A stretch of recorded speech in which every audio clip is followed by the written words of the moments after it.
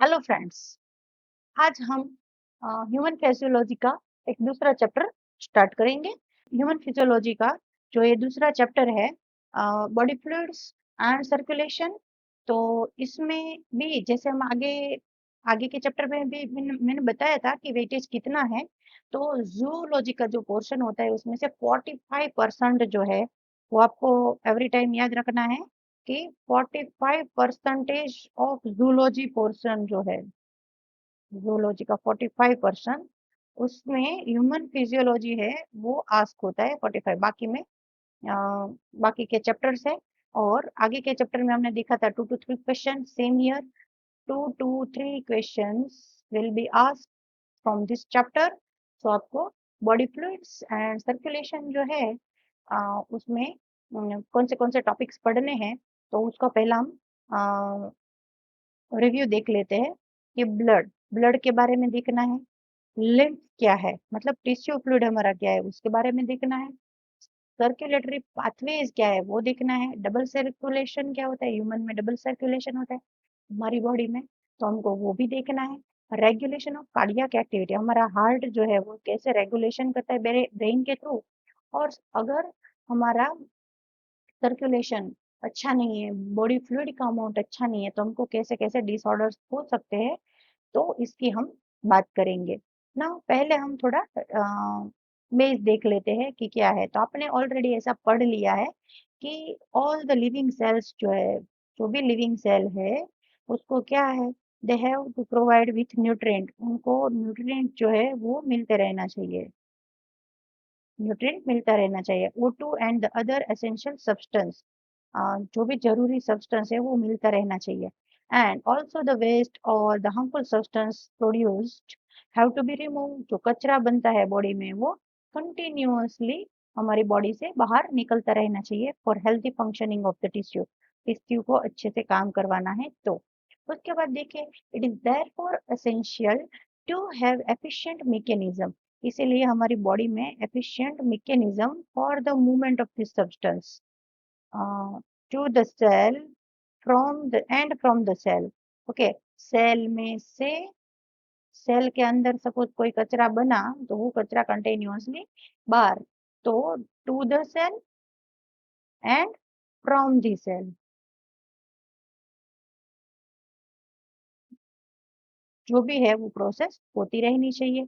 And different group of animal जो है, different different animal है तो उनके पास डिफरेंट टाइप का ये सपोर्टिव सिस्टम रहता है, डिफरेंट ट्रांसपोर्ट सिस्टम रहता है। एंड सिंपल ऑर्गेनिज्म जो होती है, जैसे स्पॉन्ज की बात हम करें, तो स्पॉन्ज एंड कोएलेंट्रेट में सर्कुलेशन जो है ना वो वाटर के फॉर्म में होता है through their surrounding and their body activity to facilitate the cell to exchange this substance। and ऐसे जो ऑर्गेनिज्म है ना मोस्टली पानी में, जैसे इधर पानी है, इधर ये ऑर्गेनिज्म इसके आसपास रहता है, तो इसका सेल में से वाटर के थ्रू जो भी चीजें है वो बाहर निकल जाती है, जो चीजें चाहिए वो बॉडी के अंदर चली जाती है। कॉम्प्लेक्स ऑर्गेनिज्म की हम बात करेंगे, तो जितना ऑर्गेनिज्म कॉम्प्लेक्स है तो उसके पास स्पेशल फ्लूइड है जो हमको बात करनी है। स्पेशल फ्लूइड कौन सा, स्पेशल फ्लूइड, तो स्पेशल फ्लूइड मतलब यहाँ पे हम बात करते हैं ब्लड की, ठीक है। सो ऐसा मिनरल्स जो है वो इसेंशियल थिंग है, वो हमारे सेल को मिलती रहे। तो यहाँ से आप देखो कि ब्लड जो है ना वो most commonly used body fluid है by the most of the higher organism including humans for this purpose. तो एक है ब्लड और दूसरा स्पेशलाइज्ड फ्लूइड जो है वो है लिम्फ। तो स्पेशलाइज्ड फ्लूइड जो है उसमें दो चीज याद रखनी है, एक है ब्लड और दूसरा लिम्फ। ब्लड एंड लिम्फ जो है उसका एसेंशियल रोल है। Also help in transport of certain substance, ये चैप्टर में आप क्या देखोगे, तो ये ब्लड का कंपोजिशन क्या है, उसकी प्रॉपर्टीज क्या है ब्लड एंड लिम्फ की, तो इसके रिलेटेड बात करते हैं। तो चलिए अब हम नेक्स्ट स्लाइड में देखते हैं कि ब्लड क्या है। तो यहाँ पे देखो, ब्लड, ब्लड एक डेफिनेशन के टाइप के क्वेश्चंस जो होते हैं, एमसीक्यू टाइप के क्वेश्चंस, इसमें आस्क कर सकते हैं। तो यहाँ पे आपको डेफिनेशन जो है उसमें याद रखना है। ब्लड क्या है? तो स्पेशल कनेक्टिव टिश्यू है। आप टिश्यू वाला जो चैप्टर है उसमें पढ़ गए टाइप्स ऑफ टिश्यू में। तो ब्लड जो है वो स्पेशल कनेक्टिव टिश्यू है। उसके पास क्या है? Consisting of fluid matrix, matrix है, प्लाज्मा है एंड फॉर्म्ड एलिमेंट है। तो इससे बना हुआ हमारा ब्लड है। तो ये जो चीजें हैं उसमें सबसे पहले हम बात करते हैं प्लाज्मा की। तो प्लाज्मा क्या है? प्लाज्मा क्या है? तो plasma is a straw colour, straw मतलब ये जो मैं लाइनिंग कर रही हूँ ना वैसा yellow, light yellow type, viscous मतलब थोड़ा चिकना फ्लूइड है, consisting constituting nearly 55% of the blood। Blood का 55% पार्ट जो है वो है प्लाज्मा। ठीक है। And 90 to 92% of plasma is made up of water. Now plasma का फॉर्मेशन कैसा होता है? तो पानी, वाटर एंड प्रोटीन से। एंड वाटर एंड प्रोटीन्स की अमाउंट प्लाज्मा में कितनी होती है? तो 90 to 92% इसमें पानी एंड प्रोटीन रहता है। And contribute 6 to 8% of it. उसके बाद है फाइब्रिनोजन, ग्लोब्यूलिन्स, अल्ब्यूमिन्स, ये सारे मेजर प्रोटीन है जो ये प्लाज्मा में प्रेजेंट रहेंगे। फाइब्रिनोजेंस जो है उसकी बात करेंगे तो are the needed for clotting. हमारा ब्लड सपोज कहीं कट लग गया, सपोज ये वेन है यहाँ पे थोड़ा लग गया तो यहाँ से खून बहेगा, तो ये खून बाहर नहीं आए और ये वाउंड क्लियर हो जाए, इसकी वजह से वहां पे फाइब्रिनोजेंस करके प्रोटीन होते हैं। और ये फाइब्रिनोजन है ना, वो हेल्प करता है क्लोटिंग ऑफ ब्लड में। तो ब्लड का क्लोटिंग जो है वो अच्छे से हो जाए। एंड ग्लोब्यूलिन्स जो है उसका काम क्या है? तो ग्लोब्यूलिन्स प्रोटीन देखो, ग्लोब्यूलिन्स का काम क्या है? तो ग्लोब्यूलिन की हम बात करें तो ग्लोब्यूलिन प्रोटीन्स जो है वो primarily involve in the defence mechanism. Defence mechanism में ग्लोब्यूलिन्स जो है वो काम करता है of the body. And albumin का काम क्या है? Help in osmotic balance.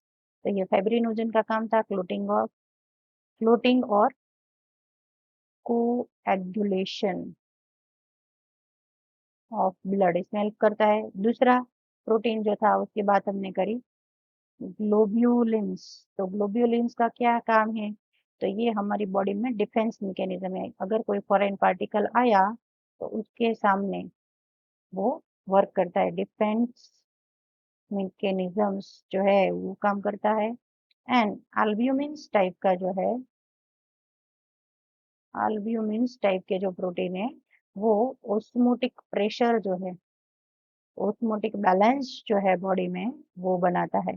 तो आपको मेनली ये three, one fibrinogen, second ग्लोब्यूलिन्स and third albumin जो है उसको ये प्रोटीन्स जो है वो कैसे हेल्प करते हैं उसके बारे में देखा। उसके बाद देखिए प्लाज्मा में और क्या क्या चीजें होती है। तो नाउ सी हियर, प्लाज्मा जो है उसमें छोटा amount, small amount of minerals like sodium, calcium, magnesium, bicarbonates, chloride वगैरह भी होता है। साथ में देखे तो glucose, amino acids, lipids etcetera भी होता है, are also present in a plasma as they are always in transit in the body, क्योंकि बॉडी को ऑलवेज इसकी नीड रहती है। और फैक्टर भी होते हैं किसके? तो फैक्टर फॉर कोएगुलेशन और the clotting of body, sorry clotting of blood, coagulation और क्लोटिंग ऑफ ब्लड जो है उसके लिए फैक्टर्स भी रिस्पॉन्सिबल है, present in the plasma in inactive form. और जब भी हमको वाउंड होता है तब ये एक्टिव हो जाता है। Plasma without clotting factor, plasma ऐसा प्लाज्मा जिसमें क्या नहीं होगा, क्लोटिंग फैक्टर नहीं है, तो उसको हम सीरम बोलेंगे। तो कई बार आपने सुना होगा कि सीरम, ब्लड सीरम में अमाउंट क्या है वो देखना है। तो ये डेफिनेशन में भी आस्क करेंगे कि व्हाट इज अ सीरम। तो सीरम क्या है? तो सीरम क्या है? प्लाज्मा है serum is nothing but it is the plasma. But plasma में क्या नहीं होंगे? What is not included in it? Clotting factors. Clotting factors जो है वो प्रेजेंट नहीं होंगे इसमें। ओके, तो आई होप कि आपको ये टॉपिक समझ में आया। अगर आपको ये टॉपिक समझ में आया है तो आप कमेंट करें। अगर आपको टॉपिक समझ में नहीं आया है तो आपको कहाँ पे डाउट है वो भी हमें कमेंट सेक्शन में जरूर बताइएगा। नेक्स्ट स्लाइड में हम देखें कि फॉर्म्ड एलिमेंट क्या है। जैसे हमने प्लाज्मा में देखा था, सी प्रीवियस स्लाइड में हम देखते हैं कि ब्लड जो है वो किन किन चीजों से बना हुआ होता है। तो fluid matrix plasma and form element, तो पहले हमने प्लाज्मा देख लिया। प्लाज्मा के रिलेटेड जो भी प्रोटीन्स है उनका फंक्शन देख लिया, और उसके बाद हम बात करेंगे फॉर्म्ड एलिमेंट की। नाउ ये फॉर्म्ड एलिमेंट जो है उसका क्या काम है? तो फॉर्म्ड एलिमेंट में कौन सी चीजें रहती है? तो इरिथ्रोसाइट्स, जिसको हम शॉर्ट में बोलेंगे आरबीसी। ओके, इरिथ्रोसाइट्स का मतलब क्या है? आरबीसी। एंड आरबीसी जो है वो इरिथ्रोसाइट्स, देन ल्यूकोसाइट्स से, ल्यूकोसाइट्स मतलब डब्ल्यूबीसी, यहाँ पे भी मैं मेंशन कर देती हूँ WBC, white blood cells and the platelets are collectively called the formed element. मतलब ये तीनों साथ में है, कौन कौन? RBC, WBC and the platelets. तो ये तीनों को साथ में हम क्या बोलेंगे? Formed elements. Get it? Okay, now इसमें आगे देखते हैं कि ये जो है उसका अमाउंट क्या है। तो दे मतलब form element constitute nearly 45% of the blood. Blood में 45% अमाउंट इसका होता है। नाउ पहले हम बात करते हैं erythrocytes, RBC, red blood corpuscles, और you can say that red blood cells are the most abundant of all cell in blood. Blood में जो भी सेल्स है उसमें सबसे ज्यादा अबंडेंट इम्पोर्टेंट आरबीसी है। इसके ऊपर से एक एमसीक्यू आस्क होता है, कौन सा? तो द हेल्दी एडल्ट मैन में क्या होता है? An average of 5 millions to 5.5 millions of RBC per m m cube of blood उसमें होता है। आरबीसी कहाँ फॉर्म्ड होता है? तो in bone marrow. RBC are form in bone marrow in adults. Okay, adults में बोन मेरो में ये फॉर्म होता है। RBC are devoid of nucleus, इसमें न्यूक्लियस नहीं रहता है in most mammal, and are biconcave in shape. आप यहाँ पे देख सकते हो, यहाँ पे देखो, ये सॉरी, यहाँ पे आरबीसी दिया गया है। तो आरबीसी के शेप के रिगार्डिंग आपको क्वेश्चन आए तो शेप उसका कौन सा है? बाई कनकेव शेप है। ओके, मैमल्स में आरबीसी जो है उसके पास न्यूक्लियस नहीं रहता है। तो यहाँ पे हम थोड़े टॉपिक्स बना लेते हैं। कौन से टॉपिक्स है? तो सबसे पहले अमाउंट। एवरेज जो एडल्ट मैन है उसमें 5 मिलियन से लेकर 5.5 मिलियंस अमाउंट रहता है। कहाँ पे बनता है? तो फॉर्मेशन की हम बात करें तो फॉर्म्ड इन बोन मेरो। उसके बाद आगे बात हम करें तो आरबीसी में न्यूक्लियस नहीं रहता है, तो डिवॉइड ऑफ न्यूक्लियस। एंड एक लास्ट थिंग देखते हैं कि शेप कैसा है। तो शेप जो है उसका है बाई कनकेव शेप रहता है। कलर, तो कलर इसका कैसा है? तो कलर इसका रेड इन कलर है। आयरन कंटेनिंग कॉम्प्लेक्स होता है। तो आयरन वाला जो कॉम्प्लेक्स होता है इसको हम हीमोग्लोबिन बोलेंगे। And hence the colour and name of this cell. Haemoglobin जो है, हीमोग्लोबिन वो रेड कलर का रहता है। इसकी वजह से ये जो सेल है वो लाल कलर का दिखता है। हेल्दी इंडिविजुअल हैज कितना रहता है हीमोग्लोबिन, अब हीमोग्लोबिन का अमाउंट है, तो हीमोग्लोबिन का अमाउंट बॉडी में 12 टू 16 ग्राम्स रहता है in every 100 ml of blood. Okay, तो पर 100 ml 12 टू 16 ग्राम्स जो है वो रहेंगे एचबी हीमोग्लोबिन। दिस मॉलिक्यूल्स जो है ये मॉलिक्यूल है वो अच्छा सिग्निफिकेंट रोल प्ले करते हैं इन ट्रांसपोर्ट ऑफ रेस्पिरेटरी गैसेस, मतलब O2 एंड CO2 जो है उसका ट्रांसपोर्टेशन में अच्छे से हेल्प करता है। RBC have average life span. Now RBC की एज कितनी है, लाइफ स्पान कितना है, तो life span of RBC about 120 days, 120 day का इसका लाइफ स्पान है। After which they destroy, okay, and वो स्प्लिन में चले जाते हैं, ग्रेवयार्ड ऑफ आरबीसी। ओके, एक वर्ड याद रखना है आपको कि ग्रेवयार्ड, ग्रेवयार्ड मतलब क्या, तो ग्रेवयार्ड मतलब वहां पे वो रिसाइकल होने के लिए चले जाते हैं। तो ये आरबीसी के रिगार्डिंग सारी बातें थी। तो आई होप कि आपको अच्छे से ये समझ में आया। ये पूरा पैराग्राफ जो है वो आपको शॉर्ट में याद रखना है, तो आप इसका स्क्रीनशॉट ले सकते हो। ये टॉपिक आपको समझ में नहीं आया, जहाँ पे समझ में नहीं आया वहाँ पे आप कमेंट कर सकते हो। समझ में आ गया तो आप कमेंट करो कि आपको अच्छे से समझ में आ गया है। नेक्स्ट हम बात करते हैं ल्यूकोसाइट्स। ल्यूकोसाइट्स क्या है, ये मैंने आपको अभी बताया था कि WBC white blood sales. Okay, इसमें हीमोग्लोबिन नहीं रहेगा, तो इसमें लैक ऑफ हीमोग्लोबिन है, इसलिए इसका कलर भी कैसा, व्हाइट है। Okay, so white blood cells की हम बात करते हैं, तो white blood cells as they are colourless, white blood cells जो है उसका कोई कलर नहीं है, दे आर कलरलेस है, उसका कोई कलर नहीं है।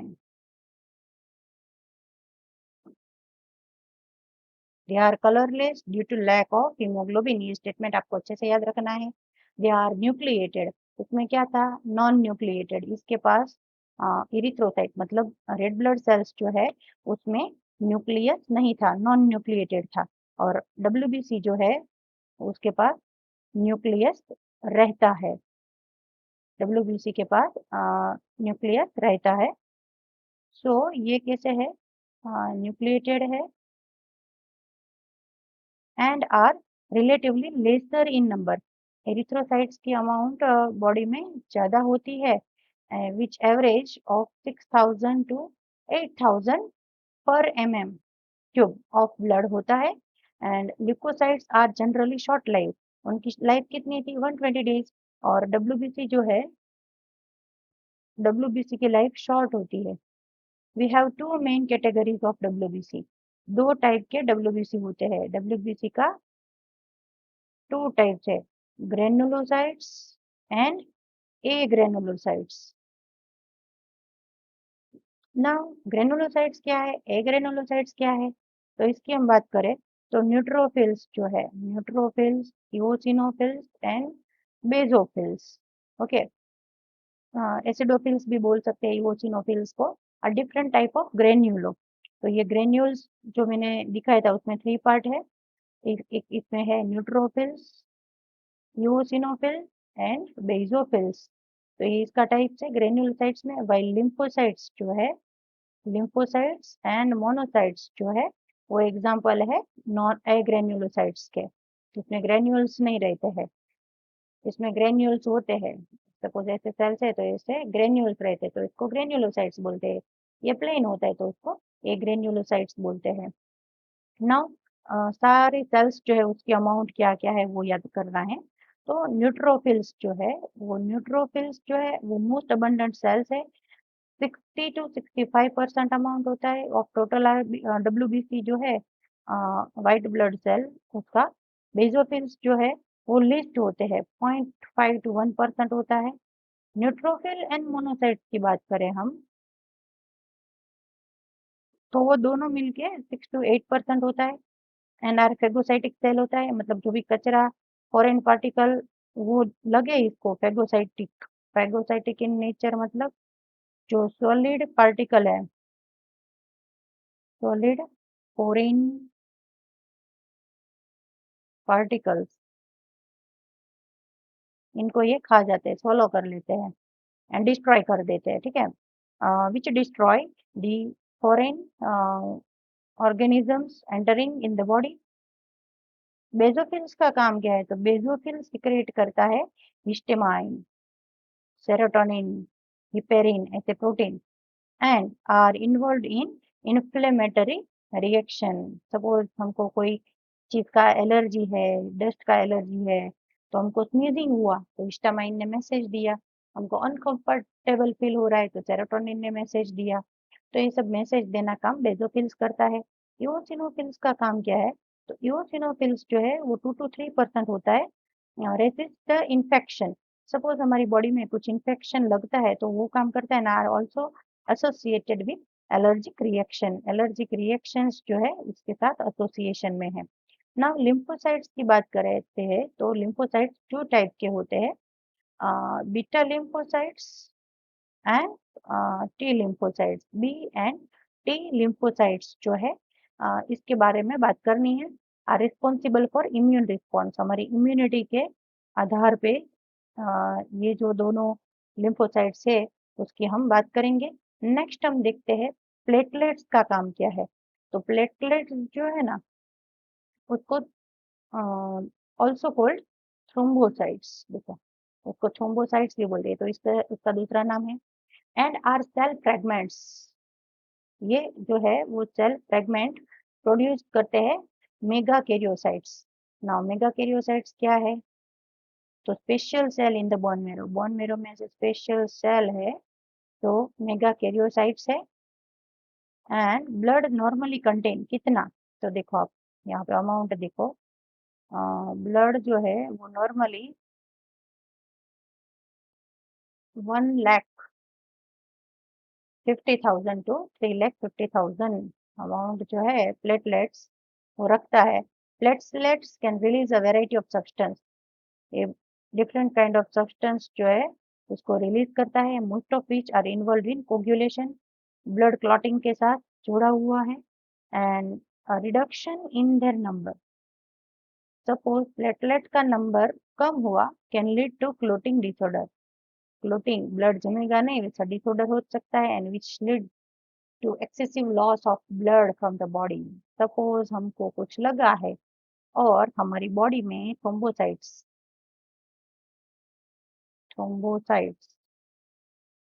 यानी कि प्लेटलेट कम है और हमें कुछ लग गया है तो हमारी बॉडी में क्लोटिंग का फंक्शंस जो है, क्लोटिंग जो है वो कम हो जाएगा और इसकी वजह से हमको एक्सेसिव ब्लड लॉस हो सकता है। तो बॉडी में थ्रोम्बोसाइट्स की अमाउंट्स जो है वो मेंटेन रहनी चाहिए, जो 1.5 लाख टू 3.5 लाख की अमाउंट में रहता है तो ये मेंटेन होना चाहिए, ठीक है। आपको ये समझ में आया तो आप कमेंट करना मत भूलिएगा। नेक्स्ट हम देखते हैं ब्लड ग्रुप के बारे में। तो ब्लड ग्रुप्स जो है मेनली कौन से टाइप के, बी एंड ओ टाइप के ब्लड ग्रुप्स जो है वो है। एज यू नो कि आपको जैसे पता है blood of human being differ in certain aspects to it appears to be similar. Various type of grouping of blood has been done two such a grouping. देखो एक एबीओ ग्रुपिंग है और एक आरएच फैक्टर है। ABO grouping की बात करें, पहले यहाँ पे देखो आप, एबीओ ग्रुपिंग है तो इसमें डिफरेंट टाइप ऑफ जो ब्लड ग्रुप्स है उसकी बात करते हैं। तो blood group A, B, A B and O, इतने ब्लड ग्रुप की बात करना है। और दूसरा टाइप जो है उसमें बात करते थे आर एच, रेसस मंकी के जो फैक्टर मिले उसके ऊपर से इसका नाम हुआ है आर एच फैक्टर। तो आर एच फैक्टर में ब्लड ग्रुप पॉजिटिव है या ब्लड ग्रुप नेगेटिव है उसके बारे में हमको वाइडली बात करना है। नेक्स्ट हम देखते हैं एबीओ ग्रुपिंग क्या है। सबसे पहले हम देखेंगे एबीओ ग्रुपिंग। तो आप देखो एबीओ ग्रुपिंग जो है is based on the presence or absence of two surface antigen। तो सबसे पहले ये क्या है, किसके ऊपर बेस्ड रखता है? तो based on presence or absence of two surface antigen, जिसको शॉर्ट में AG बोलेंगे। Okay, chemical that induce the immune response, ये इम्यून रिस्पॉन्स को इंड्यूस करता है on the RBCs, namely anti A and anti B. ये जो एंटीजेंस है उनको anti A and anti B के नाम से जानेंगे। Similarly the plasma of different individual contain two natural antibody, protein produced in response to antigen, and the distribution of antigen and antibody in the four groups of blood। मैंने आपको बताया कि blood group A B O जो है तो उसमें blood group B A B and O, इतने 4 type के ब्लड ग्रुप्स है जो ये टेबल में भी देखना है। देखो यहाँ पे ये डिफरेंट टाइप के ब्लड ग्रुप है, A B and O. Antigen on RBC, तो यहाँ पे एंटीजन कौन सा होता है, तो ए ब्लड ग्रुप है तो ए एंटीजन है, बी है तो बी, ए बी में दोनों और ओ में एक भी नहीं। एंटीबॉडी इन प्लाज्मा कौन सा होता है, तो इसका अपोजिट। सपोज एंटीजन जो है, देखो यहाँ पे ये चार्ट में मैं 2 चीजें लिख देती हूँ, ए जी मतलब एंटीजन, और ये जो है वो एंटीबॉडी ए बी। तो एंटीजन जो है इसमें ए बी, इसमें बोथ ए एंड बी, और इसमें नील। और एंटीबॉडी जो है उसमें इसका अपोजिट। सपोज यहाँ पे एंटीजन ए है तो एंटीबॉडी कौन सा रहेगा बेटा, बी। यहाँ पे बी है तो कौन सा रहेगा, ए। यहाँ पे ए बी है तो इसका अपोजिट नो, और यहाँ पे कुछ नहीं है तो antibody, both are present A and B, both the antigens are present.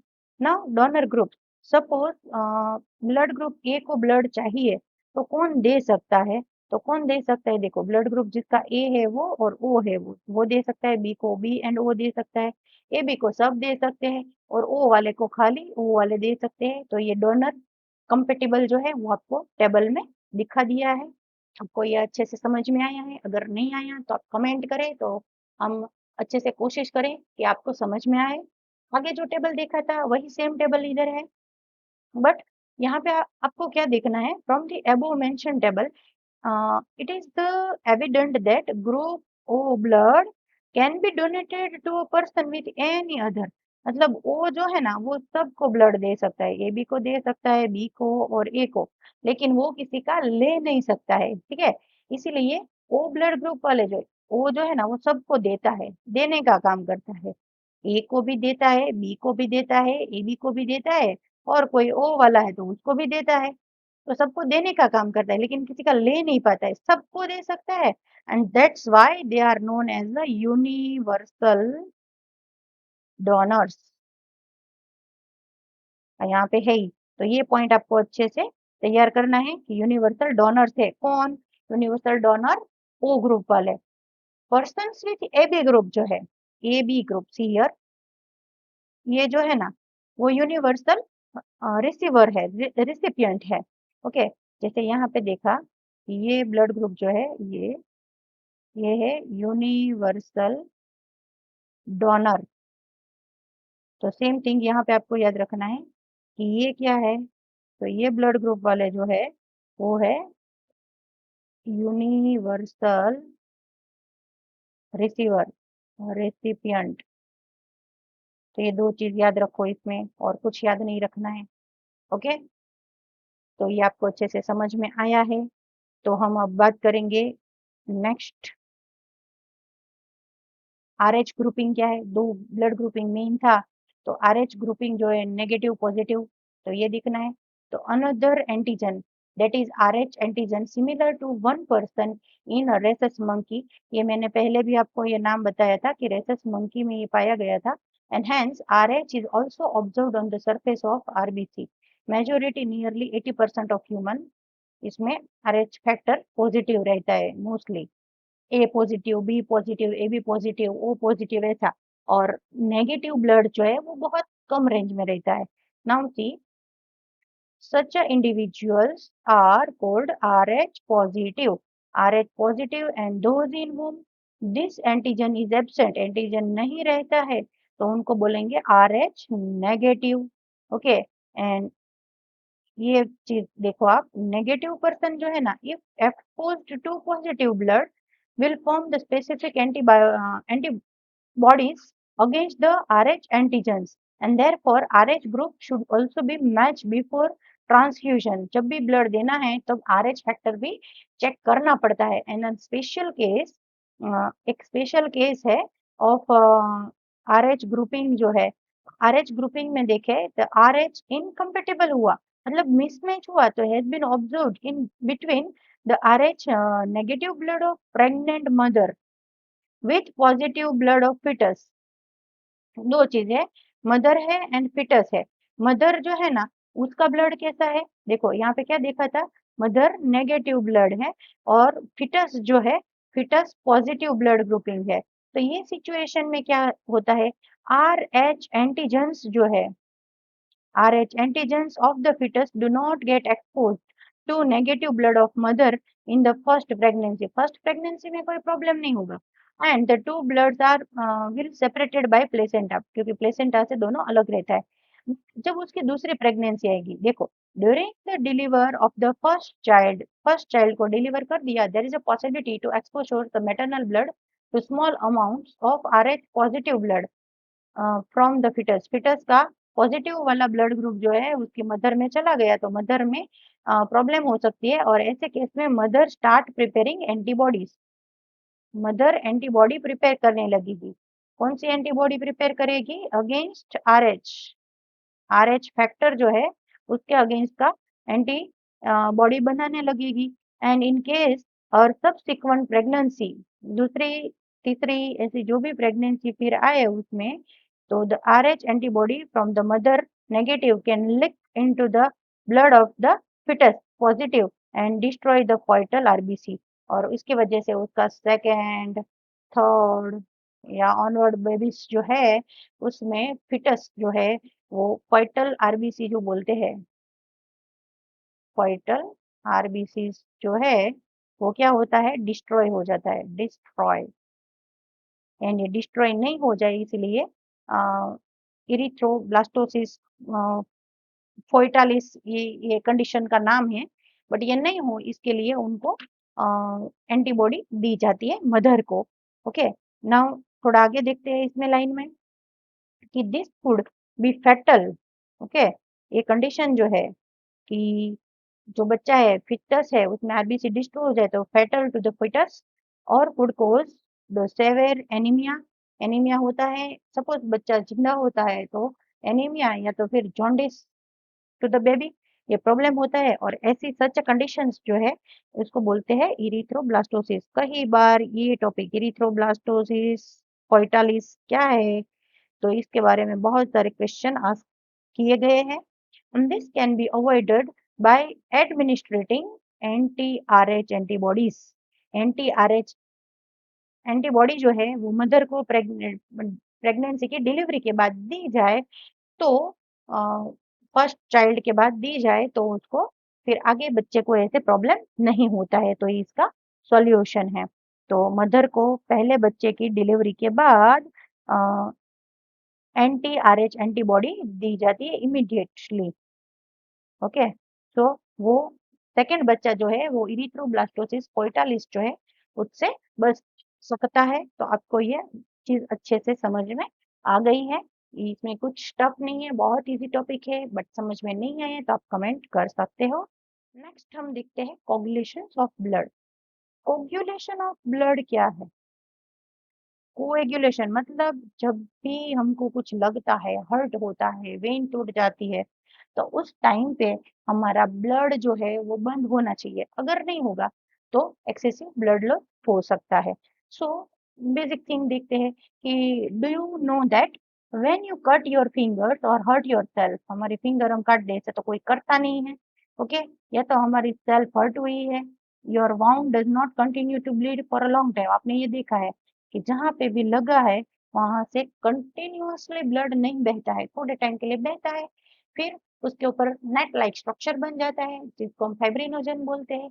तो ये कोगुलेशन ब्लड का होता है। And usually the blood stops flowing after some time. आपने ये देखा है कि ब्लड निकलता नहीं रहता है, वो बंद हो जाता है। तो आपने सोच ऐसा क्यों होता है, why, do you know why? So why का आंसर अब इसमें देखते हैं। सो ब्लड जो है वो एग्जिबिट्स करता है, किसको एग्जिबिट करता है? कोगुलेशन को, या तो फिर हम बात करेंगे क्लोटिंग को, क्लोटिंग की, जिसमें रिस्पॉन्स टू एन इंजरी और ट्रॉमा। तो आपको एक सिंपल डेफिनेशन याद रखना है कि क्लोटिंग चीज जो है, क्लोटिंग क्या है? तो व्हाट इज क्लोटिंग? तो clotting is a nothing but is a response to, response to an injury और trauma. Okay, and this mechanism to prevent excessive, ये मैकेनिज्म जो है वो excessive loss of blood from the body, उसको help करने के लिए होती है क्लोटिंग या तो फिर कोगुलेशन का प्रोसेस जो है वो। You would have observe a dark reddish brown scum from at the side of a cut. Suppose ये वेइन है, यहाँ पे कट लग गया, तो आफ्टर सम टाइम आप देखोगे तो ये डार्क रेडिश कलर का एक स्कम बन जाता है। Okay, and site of a cut और an injury over a period of time, after some time हो जाता है, एंड इट्स अ क्लॉट। तो ये जो हुआ इसको क्या बोलेंगे? क्लोट हुआ है। ओके, और को एग्युलम, क्लोट या तो फिर you can say that coagulum form mainly of the network of threads. मैंने बोला था ना, नेटवर्क हो जाता है थ्रेड का, फाइब्रिनोजन का। तो ये फाइब्रिन प्रोटीन है, इसका होता है, in which dead and damaged form of elements of bloods are trapped, trap कर देते हैं, and fibrin are formed by the conservation. Fibrin कैसे बनता है? तो conservation of inactive fibrinogen, body में इनएक्टिव फॉर्म में फाइब्रिनोजन रहता है, जैसे लगता है तो वो एक्टिव हो जाता है, and the plasma by the enzyme fibrin thrombin, thrombin enzyme जो है उसको एक्टिवेट करते हैं। थ्रोम्बिन क्या करता है? तो in turn are formed of another inactive substance present in plasma known as prothrombin. का प्रोसेस देखो, पहले इनएक्टिव क्या था? फाइब्रिनोजन, फाइब्रिनोजन है, जैसे हमको कट लगा तो उसने एक एंजाइम के थ्रू फाइब्रिनोजन को फाइब्रिन में कन्वर्ट कर दिया, और ये एंजाइम जो है इसका नाम है थ्रोम्बिन। एंड थ्रोम्बिन क्या करता है? तो वो इनएक्टिव सब्सटेंस ब्लड में जो प्रेजेंट है, प्रोथ्रोम्बिन, तो ये प्रोथ्रोम्बिन जो है उसको एक्टिवेट करता है, एंड एंजाइम कॉम्प्लेक्स इसमें जो हेल्प करता है वो है थ्रोम्बोकाइनेस टाइप के एंजाइम, थ्रोम्बोकाइनेस। सब नेम जो है उसके ऊपर से डिपेंड ही एंजाइम्स के नेम है, and it is required for above reaction, ये सारी प्रोसेस होने के लिए ये रिक्वायर्ड है, and this complex is form by a series of linked enzymic reaction, cascade process होती है involving a number of factors present in the plasma in inactive state. ये इनएक्टिव स्टेट में रहता है, बट जब भी लगता है तब एक्टिव स्टेट में हो जाता है। एंड एन इंजरी और trauma stimulates the platelets in the blood to release certain factors which activate the mechanism of coagulation। इसके लिए mechanism of coagulation होता है, and certain factors released by these tissues at the site of injury also can initiate the coagulation। Calcium ion जो है वो भी important role play करता है, कैल्शियम आयन जो है वो भी कोगुलेशन में हेल्प करता है। दूसरा जो था सर्टेन फैक्टर्स जो है, ओके, सर्टेन टाइप के फैक्टर्स जो है वो भी इम्पोर्टेंट है कोगुलेशन में, ब्लड के कोगुलेशन में। तो आपको कोगुलेशन ऑफ ब्लड जो है वो समझ में अच्छे से आया है, आई होप कि आपको समझ में आया है। नहीं आया, मैंने आपको पहले भी बता दिए कि आप कमेंट करो, हम बेस्ट ट्राई करेंगे कि आपको टॉपिक अच्छे से समझ में आए। नेक्स्ट स्लाइड में हम देखते हैं लिम्फ के बारे में। नाउ लिम्फ क्या है? तो लिम्फ जो है ना वो टिश्यू फ्लूइड है, टिश्यू फ्लूइड है। As the blood passes through the capillary in tissue, suppose ये टिश्यू है, इसमें टिश्यू में ब्लड पास हुआ, ठीक है, ये कैपिलरी है, इसके अंदर ब्लड पास होता है, तो क्या होता है? Some water along with many small water soluble substance जो है पानी में जो डिसॉल्व हो सके वैसे जो सब्सटेंस है move out into the space between the cell of a tissue leaving the larger protein जो है उसको living कर देते हैं and most of the formed element in the blood vessel में जो formed element रहता है उनको live out करते हैं and this fluid released out is called the interstitial fluid। ये जो fluid है ना उसको interstitial fluid या तो tissue fluid, मतलब यहाँ पे blood है, ये वेन्स है, कैपिलरीज है, तो इसके बीच में मतलब ये ब्लड और इसके बीच में जो है इन बिटवीन, तो ये बीच में जो है ना उनको हम बोलेंगे टिश्यू फ्लूइड। तो I hope you get this topic. It has the same mineral distribution as that in plasma. जैसा प्लाज्मा में मिनरल डिस्ट्रीब्यूशन है वैसा ही डिस्ट्रीब्यूशन इसमें भी है।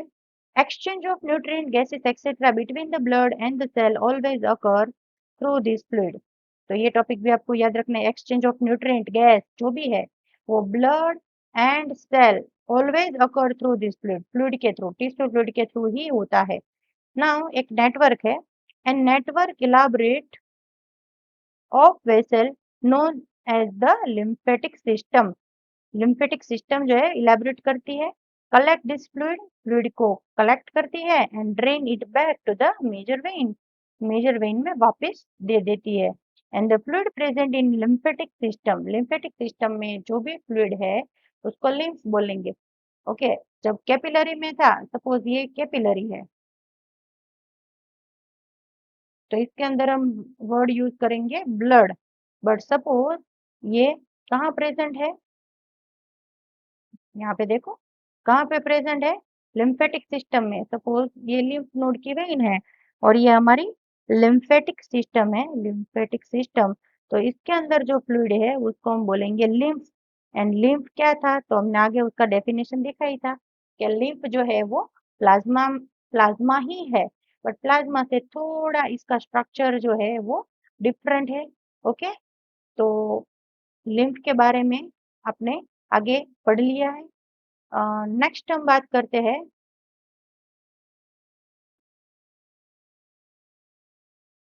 इसमें कि लिम्फ जो है, लिम्फ क्या है, तो लिम्फ एक कलरलेस फ्लूइड है जिसके पास स्पेशल टाइप के लिम्फोसाइट्स है और वो लिम्फोसाइट्स रिस्पॉन्सिबल है for immune response. A granulocytes type का जो था उसमें मैंने बोला था कि लिम्फोसाइट्स होता है। ओके, तो ये लिम्फोसाइट्स जो है वो इम्यून रिस्पॉन्स के लिए जरूरी है। लिम्फ जो है is also an important fact carrier है फॉर न्यूट्रिएंट हार्मोन्स एक्सेट्रा के लिए and the facts are absorb through the lymph in the lacteal present in the intestinal villi जो है उसमें लैक्शियल करके लिम्फ जो है सबसे बड़ी है वो प्रेजेंट रहती है। तो ये लिम्फ था, एक टिश्यू फ्लूइड है, बॉडी फ्लूइड जो है उसमें एक ब्लड देखा, एक लिम्फ देखा। नाउ पाथवे, पाथवे जो है बेटा आपके लिए बहुत जरूरी है। सर्कुलेटरी पाथवेज जो है, सर्कुलेटरी पैटर्न्स जो है ना हमारी, वो दो तरीके की होती है, एक ओपन होती है और दूसरी क्लोज होती है। तो सर्कुलेटरी पैटर्न्स जो है हमारी, circulatory pattern is of two types, ठीक है। circulatory patterns is of two types, open system and closed system। ये बेसिक ही है। ये जो पूरा पैरा, ये पूरी स्लाइड है आपने थोड़ा बहुत फोर्थ चैप्टर आपका जो है एनिमल किंगडम उसमें भी देख लिया है, बट यहाँ पे मैं आपको वही रिकैप करवा देती हूँ। ओपन सर्कुलेटरी सिस्टम क्या है, तो ओपन सर्कुलेटरी सिस्टम जो है ना वो आर्थ्रोपोड्स, मोलुस्कस, तो इसमें होता है in which blood pumped by the heart passes through the large vessel into the open space or a body cavity known as the sinuses। Sinus में ये ओपन सिस्टम जो होता है उसमें क्या रहता है, साइनसिस।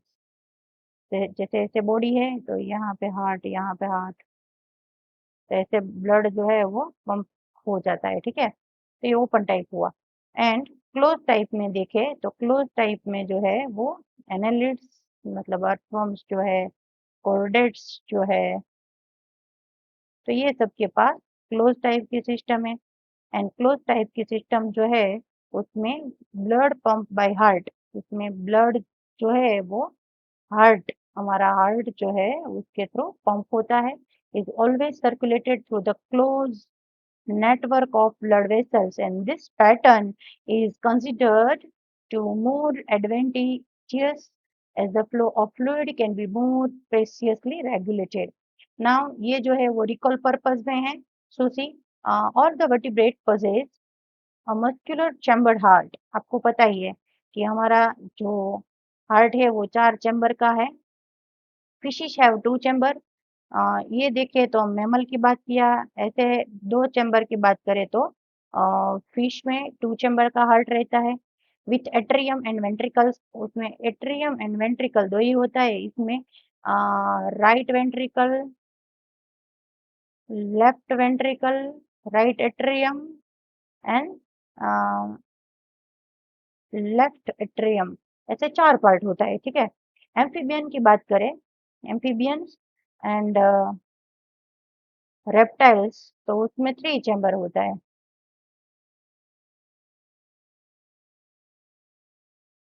3 चैम्बर्स. ठीक है. तो ये 3 चैम्बर वाला जो है वो कहाँ पे है? तो एम्फीबियंस के पास है एंड रेप्टाइल्स के पास है. एम्फीबियन एंड रेप्टाइल के पास 3 चैम्बर है विथ 2 अर्टिया. इसमें अर्टिया की अमाउंट जो है वो 2 है और एक वेंट्रिकल्स है. नाउ आगे देखते हैं. वेर एज क्रोकोडाइल जो है, मगर मगर रहता पानी में, बर्ड एंड मैमल्स जो है possess a 4 चैम्बर्ड हार्ट. वो 4 चैम्बर्ड हार्ट मैंने दिखा दिया. 2 अट्रिया है, 2 वेंट्रिकल्स है. फिश में जो है वो हार्ट पंप आउट करता है डीऑक्सीजनेटेड ब्लड को which is oxygenated by gills. Suppose हम फिश की बात करें तो सपोज ये फिश है, यहाँ पे गिल्स है, तो गिल्स के थ्रू ये ब्लड जो है वो डीऑक्सीजनेटेड ब्लड जो है वो रिटर्न हो गया, ऑक्सीजन आ गया और वापस हार्ट में सिंगल सर्कुलेशन में ही प्रोसेस खत्म हो जाती है. एम्फीबियन की बात करें, रेप्टिल्स की बात करें तो लेफ्ट एट्रियम जो है वो रिसीव करता है.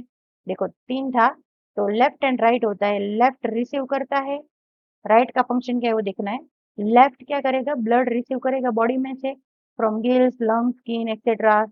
एंड राइट एट्रियम जो है वो get deoxygenated blood from other body part and however they get mixed up in a single ventricles.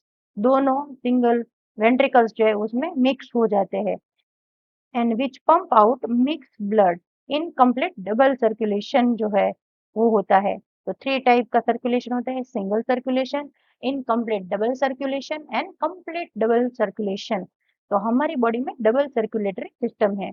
In birds and mammals oxygenated and deoxygenated blood received by the left and right atria respectively passes on the ventricles of same side के ventricle के through pass होता है and the ventricles pump it.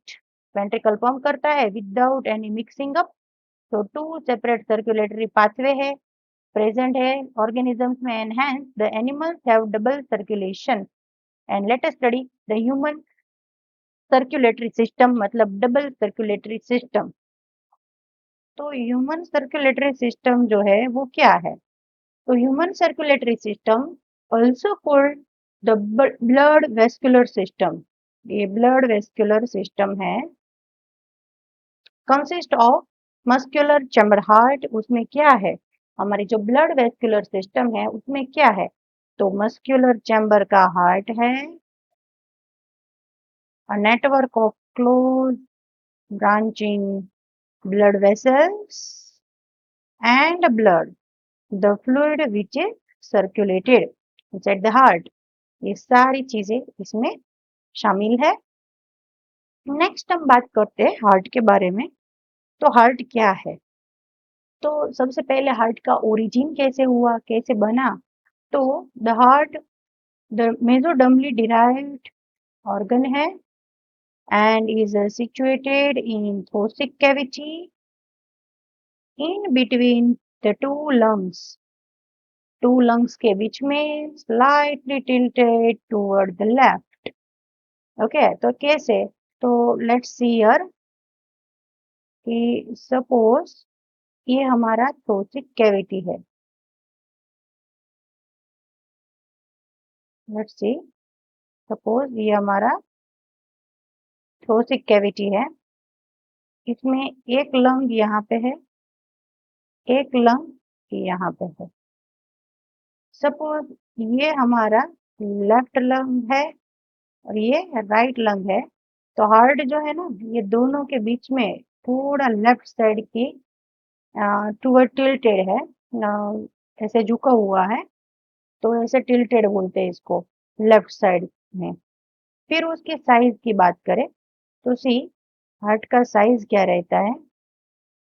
तो the size of the heart is a clenched fist, tightly packed मुट्ठी होती है, वैसे heart की साइज है। एंड प्रोटेक्शन कैसे मिलता है इसको? तो it is protected by double walled membranous bag, जिसको बोलते हैं pericardium, enclosing the pericardial fluid. Now यहाँ पे बात करें हम कि सपोज ये जो है ना, ये हार्ट के आजू बाजू की वॉल है, ये पूरा हार्ट है यहाँ पे। तो ये जो है ना वॉल, इसको बोलते हैं पेरिकार्डियम। वॉल जो है उसको क्या बोलेंगे? पेरिकार्डियम। और यहाँ पे जो फ्लूइड है वो पेरिकार्डियल फ्लूइड है। Okay, our heart has 4 chamber. आगे भी हमने देखा था कि मैमल्स जो है उसमें मोस्ट प्रोबेबली 4 चैम्बर का हार्ट रहता है। तो 4 चैम्बर हैं, 2 एट्रिया होता है, 2 वेंट्रिकल्स होते हैं। सपोज ये लेफ्ट है, ये राइट है, तो 2 right atrium, atrium, right ventricle, left ventricle, तो ऐसे 4 पार्ट है। Our heart has 4 chamber. हमारे हार्ट के पास कितने चैम्बर्स है? 4 चैम्बर है। 2 relatively smaller upper chamber known as atria and 2 lower chamber known as the ventricles. Now आपको डिफरेंस टाइप के क्वेश्चंस जो आते हैं, तो उसमें डिफरेंस टाइप के जो क्वेश्चन आएंगे, तो डिफरेंस टाइप के क्वेश्चन में ऐसा बोले कि what is the difference between Atria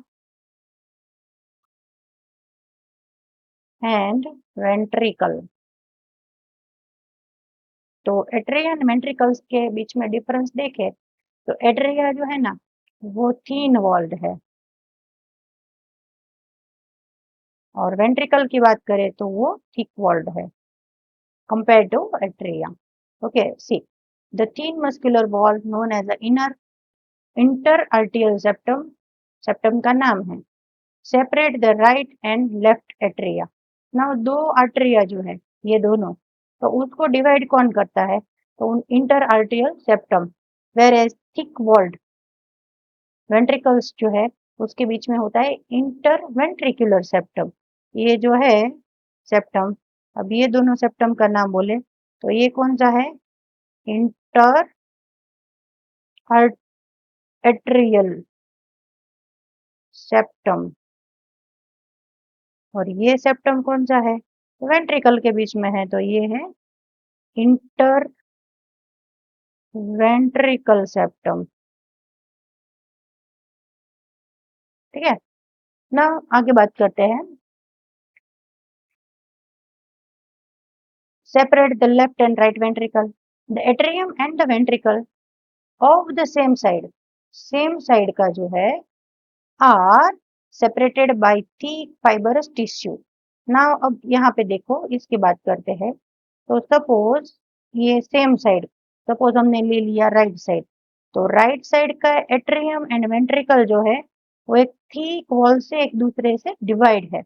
okay, and ये थिक फाइबरस टिश्यू इसमें है, और ये जो टिश्यू है ना उसका नाम क्या है? तो उसका नाम है एट्रियो वेंटिकुलर सेप्टम, जो एट्रिया एंड वेंट्रिकल को सेपरेट करते हैं। सपोज ये राइट है तो भी उसमें ऐसा है, सपोज ये लेफ्ट साइड है तो भी उसमें ऐसा है। अगर आपको यहाँ तक समझ में आया तो आप इसका स्क्रीनशॉट ले सकते हो एंड हमें कमेंट भी कर सकते हो। ओके, आगे देखते हैं। However, each of these septa are provided with an opening through which the two chambers of the same side are connected. See, suppose दोनों एट्रियम है तो ये भी कनेक्टेड है, वेंट्रिकल है तो ये भी कनेक्टेड है, और एट्रियम एंड वेंट्रिकल है तो ये भी एक दोनों के साथ कनेक्टेड होता है। The opening between right atrium and right ventricle, see right atrium and right ventricle का जो ओपनिंग है वो गार्ड होता है बाय वाल्व, और यहाँ पे जो वाल्व है ना वो 3 फ्लैप का है। कितने? 3। 3 फ्लैप और 3 कस्प हम बोल सकते हैं इसको। यहाँ पे जो है ना वो 3 फ्लैप्स वाला है। राइट की बात करते हैं तो राइट में 3 फ्लैप होते हैं, वेरे सपोज ये लेफ्ट साइड का है तो 2 फ्लैप आएगा, तो उसको मित्रल बोलेंगे। तो हम लाइन देख लेते हैं। The opening between the right atrium and the right ventricle is guarded by a valve form of 3 muscular flaps, or we can say that cusp, that is known as the tricuspid valve, whereas bicuspid और mitral valve, mitral क्यों? क्योंकि दो होते हैं trend जैसे। valve guard the opening between left atrium and the left ventricle, and the opening of the right and the left ventricle into the pulmonary artery. ये point आपको अच्छे से कवर करना है। The opening of right and left ventricle, right and left ventricle मतलब ये दोनों की बात हो रही है। तो ये दोनों जो है ना वो पल्मोनरी आर्टरी एंड ऑल्टा रिस्पेक्टिवली। तो रिस्पेक्टिवली में फर्स्ट आया द राइट, तो राइट है वो हो जाएगा पल्मोनरी में। सीयर देखो, ये राइट वेंट्रिकल है, ये साइड का जो है वो राइट है और ये लेफ्ट है। नाउ इसकी हम बात करें, इसमें देखो आप कि the right ventricle pulmonary artery मतलब यहाँ पे, ये जो है ना वो यहाँ पे ओपन होगा, और दूसरा the left ventricle into the ऑल्टा, left ventricle जो है ना वो यहाँ ऑल्टा में जाएगा। मैं डिफरेंट कलर से मार्क कर दूं ताकि आपको अच्छे से पता चले। मैं ग्रीन कलर देती हूँ इसको। राइट में से जो ब्लड जाता है पल्मोनरी आर्टरी में मतलब लंग के थ्रू जाएगा ये यहाँ पे, और दूसरा एक कलर देती हूँ डार्क ब्लू नहीं, डार्क रेड दे देते हैं। तो ये जो है ना यहाँ से जाएगा ऑल्टा में। Getting? Okay, and the ऑल्टा now back and the aorta respectively are provided with a semilunar valve, उसमें सेमिलुनर वाल्व होते हैं। देखो यहाँ से ब्लड यहाँ पे जाएगा तो यहाँ पे सेमिलुनर वाल्व है, यहाँ से यहाँ जाएगा तो यहाँ पे भी सेमिलुनर वाल्व है। And the valve in the heart allows the flow of blood only in one direction, heart में जो भी वाल्व प्रेजेंट है वो ब्लड का फ्लो इन सिंगल डायरेक्शन करवाते हैं, बैक फ्लो नहीं होने। That is from the atria to ventricles and from the ventricles to the pulmonary artery or aorta, and this valve prevent any backward flow। ये valve जो है ना कौन से वाल्व? तो एट्रियोवेंट्रिकुलर वाल्व जिसको हम बोलते थे ट्राइकस्पिड वाल्व, अगर ये लेफ्ट एट्रियम एंड वेंट्रिकुलर के बीच में तो उसको बोलेंगे mitral valve, and between pulmonary artery and right ventricle के बीच में या तो फिर लेफ्ट वेंट्रिकल एंड ऑर्टा के बीच में है तो उसको बोलेंगे सेमिलुनर वाल्व। ये सारे वाल्व जो है ना वो बैक फ्लो ऑफ ब्लड नहीं होने देता है। आई होप कि आपको इतना टॉपिक जो है वो समझ में आया है। ओके, आप इसका स्क्रीनशॉट ले लो ताकि मैंने जो शॉर्ट में लिखा है वो आपको अच्छे से समझ में आए, और हमें कमेंट करके भी बताइए कि आपको कैसे समझ में आया है। अच्छा लगा है तो आप कमेंट करो। नेक्स्ट डिटेल में हार्ट में अभी देखते हैं कि द एंटायर हार्ट जो है ना वो कैसे बना हुआ होता है। तो पूरा हार्ट जो है ना वो हमारा कार्डियक मसल से बना हुआ होता है, और the wall of the ventricle, अब डिफरेंस आया वॉल का। तो वेंट्रिकल की वॉल जो है ना वो ज्यादा थिक होती है than that of the atria, atria की वॉल से, and specialise cardiac musculature known as a nodal tissue. देखो हार्ट जो है ना वो पंपिंग करता है बट ब्रेन मैसेज देता है, और ब्रेन मैसेज देता है तो उसने ऐसे नोट्स रखा है। तो इसके बारे में भी इम्पोर्टेंट क्वेश्चंस जो है यहाँ से आपको आस्क हो सकता है। तो यहाँ से आपको आईएमपी टाइप के क्वेश्चंस जो है वो आस्क करेंगे। तो सी कि इम्पोर्टेंट टाइप के क्वेश्चंस जो है वो यहाँ से आएंगे। तो ये टॉपिक जो है ना आपके लिए बहुत इम्पोर्टेंट है। यहाँ से आप देखो कि स्पेशलाइज्ड कार्डियक मस्कुलेचर जो है, okay, known as a nodal tissue is also distributed in the heart। देखो ये हार्ट में यहाँ पे ये येलो कलर जो आपको दिखाई देता है ना वो पूरा नोडल टिश्यू है। Getting? And a page of the this tissue, ये टिश्यू का पूरा पेज प्रेजेंट रहता है right corner of right atrium में। ओके, ये एट्रियम में दोनों नोड है। ओके, तो ये राइट एट्रियम है, यहाँ पे एक नोड दिखाई देता है और एक नोड यहाँ पे दिखाई देता है। डिफरेंट कलर से मैं मार्क करती हूँ तो आपको अच्छे से दिखाई दे। एक नोड यहाँ पे है और दूसरा नोड यहाँ पे है। दोनों के लोकेशन के बारे में आपको आस्क करेंगे। सो a patch of this tissue is present in the right upper corner of the right atrium known as a sinoatrial node। now यहाँ पे आप देखो कि ये जो है ना वो हमारा राइट एट्रियम है, राइट एट्रियम है। नाउ लोकेशन ऑफ ए से एन कहाँ पे है? तो क्या बोला है, ये कॉर्नर की बात कर लेते हैं। तो ये राइट कॉर्नर और ये लेफ्ट कॉर्नर। नाउ ऐसे एन नोड जो है ना वो इधर है जहां पे मैंने एस ए एन लिखा है। Okay, right corner upper side का, see, right upper corner of right atrium वो ऐसे एन है। And another mass of tissue जो है ना वो कहाँ पे है? Seen in the lower left, नीचे के साइड और left side, close to the atrium ventricular. क्योंकि यहाँ पे क्या आ जाएगा फिर? वेंट्रिकुलर, वेंट्रिकल स्टार्ट हो जाएगा तो यहाँ पे। तो ये जो जगह है वहां पे प्रेजेंट है एवीएन नोड, एट्रियोवेंट्रिकुलर नोड। तो इसको बोलते हैं एवीएन। ठीक है, तो यहाँ तक आपको अच्छे से समझ में आया? ये बहुत इंपॉर्टेंट टॉपिक है आपके लिए, आपको इसको मार्क कर देना है इम्पोर्टेंट ऐसा, क्योंकि इसमें से क्वेश्चन आने का चांस 90% है, 90% चांस एमसीक्यू आस्क हो सकता है ना। ये नोडल फाइबर जो है ना उसका bundle, bundle of nodal fibre, atrioventricular bundle, जिसको बोलते हैं हम शॉर्ट में एवी बंडल। क्यों? क्योंकि यहाँ पे एट्रियम है, यहाँ पे वेंट्रिकल है, तो यहाँ पे पूरा बंडल है। तो ये जो बंडल है उसको बोलेंगे एवी बंडल।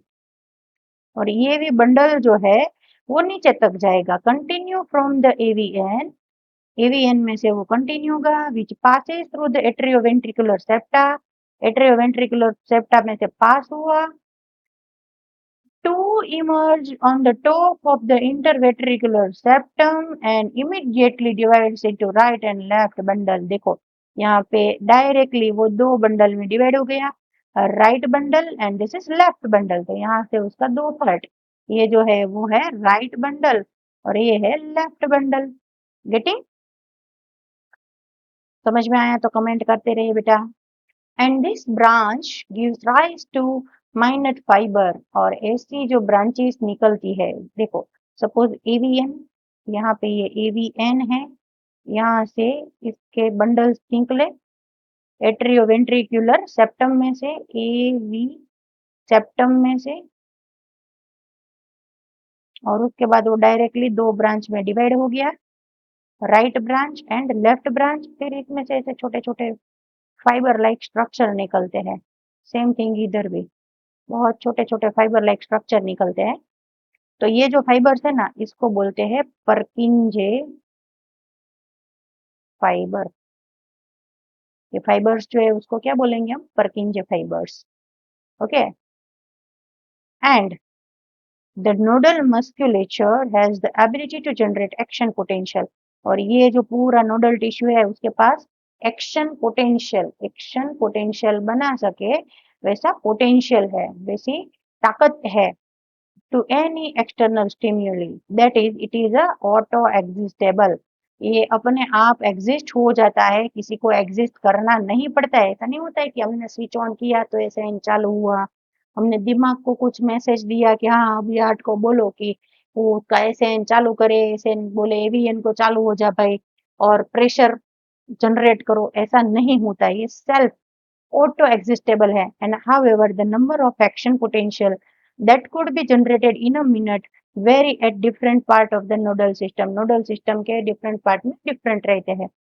ऐसे इनकी बात करें तो साइनोएट्रियल नोड जो है ना वो maximum number of action potential बनाता है, that is 70 to 75 action potential पर minute and is responsible for initiating and maintaining the rhythmic contractile activity of the heart. Heart की जो रिदमिक एक्टिविटी होती है उसको वो कंट्रोल करती है and therefore it is called pacemaker and that's why ये जो है उसको हम क्या बोलेंगे, ये पेस मेकर है, ठीक है।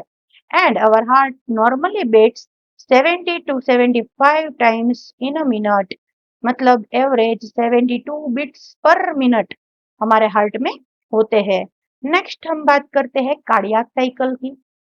तो कार्डियक साइकिल में क्या होता है, how does the heart function, heart कैसे फंक्शन करता है। Let us take a look. To begin with, all four chambers of heart are in a relaxed state, that is they are in joint diastole, मतलब हमारा atrium and ventricle जो है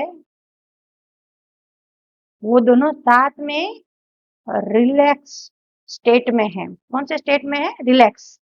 and as the tricuspid and the bicuspid valve are open, blood from the pulmonary veins and the vena cava flow into left and right ventricle. Blood जो है वो left and right ventricle में आता है। Okay, pulmonary vein से आएगा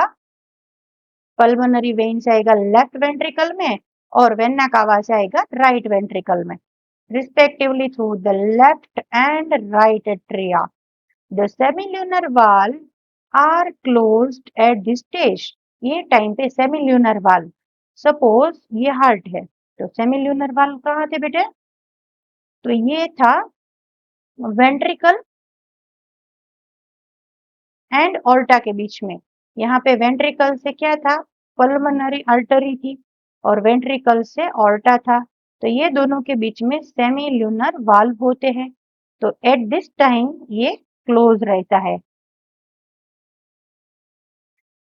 The SAN now generate an action potential which stimulates both the atria to undergo a simultaneous contraction, and that's why simultaneous contraction होता है किसका, एट्रिया का, and the atrial systole, and at that time atria जो है वो खाली हो जाएगा, एट्रिया जो है वो एम्प्टी अप होगा, ठीक है। देन बात करते हैं, this increase the flow of blood into ventricle by about 30%, और ये टाइम पे 30% जितना जो ब्लड है वो हमारे वेंट्रिकल्स में आ जाता है। And the action potential is conducted to ventricular side by AVN and AV bundle.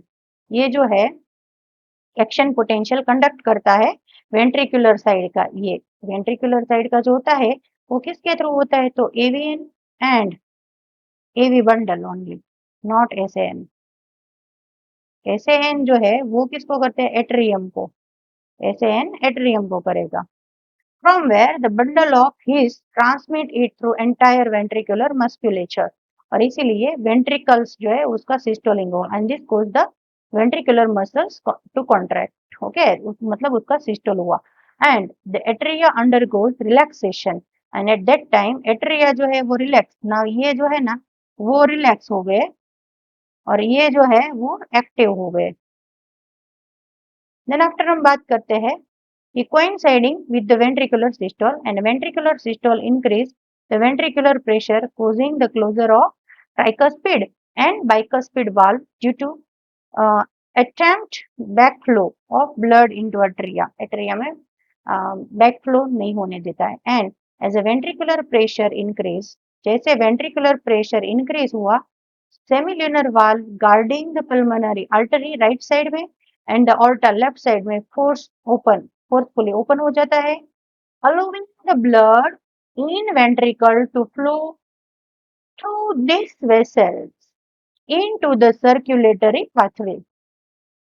Okay, circulatory pathway में ऐसा फ्लो होता रहता है। And the ventricle now relax, अब वेंट्रिकल रिलैक्स हो गए, वेंट्रिकुलर डायस्टोल हुआ and the ventricular pressure falls causing the closure of semilunar valve, और इसकी वजह से सेमिल्यूनर वाल्व जो है वो बंद हो गए to prevent the backflow of blood into the ventricles, ventricles में ब्लड नहीं आने देगा।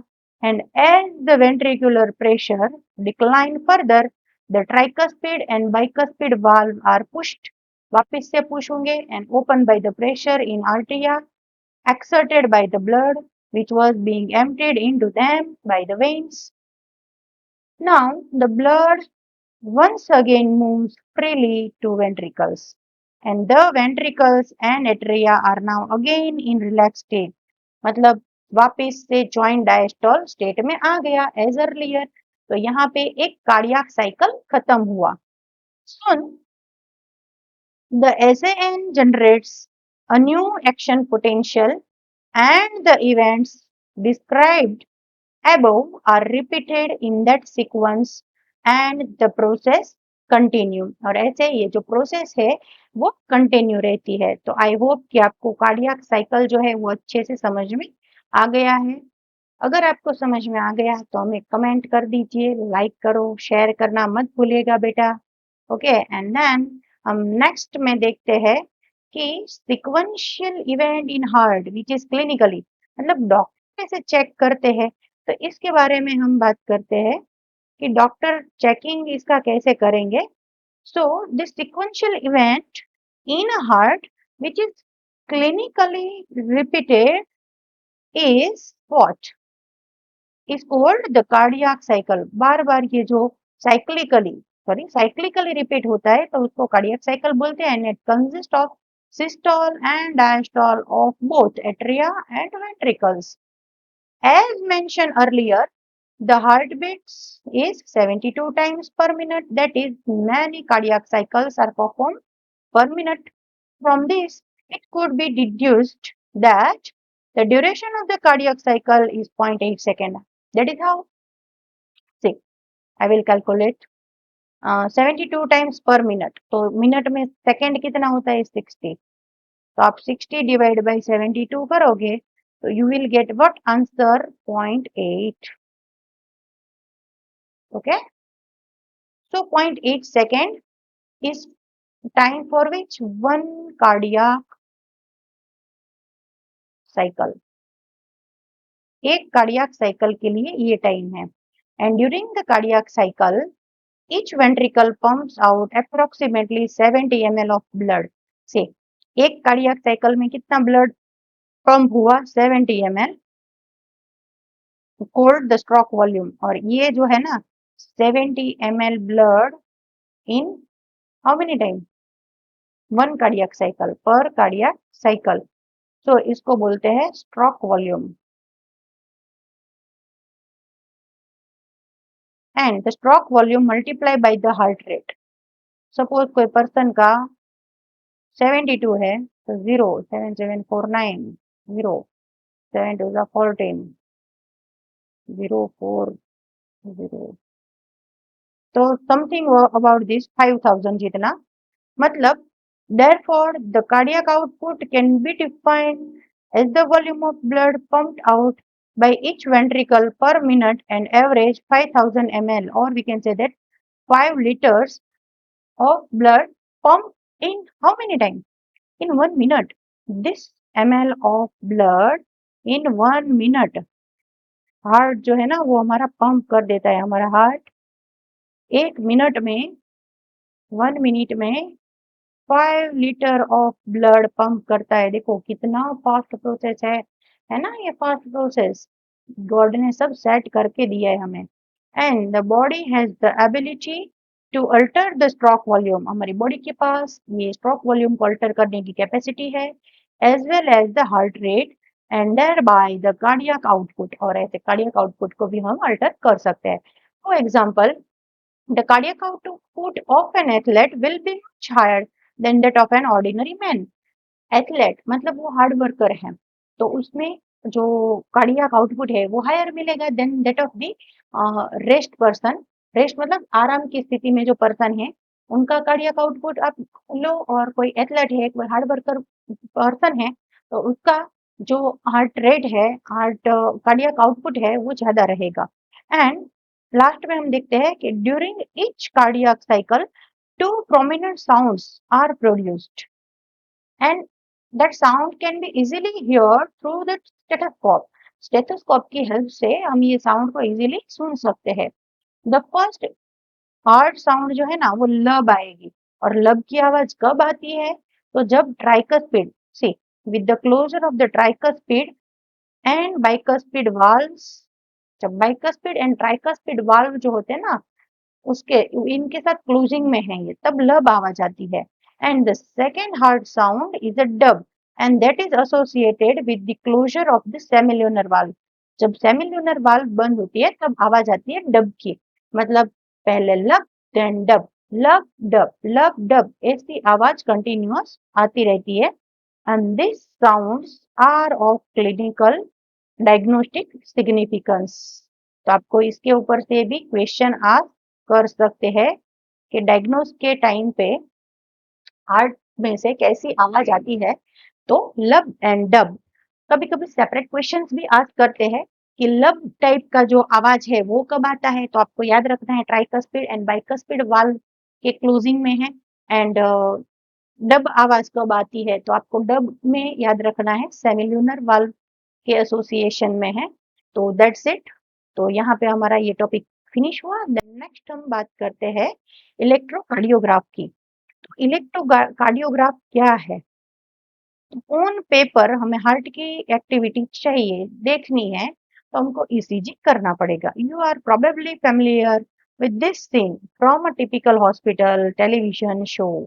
कोई हमारे रिलेटिव्स नियर डियर आईसीयू में हैं, तो हमने देखा होगा कि वहां पे कुछ आवाज आती रहती है।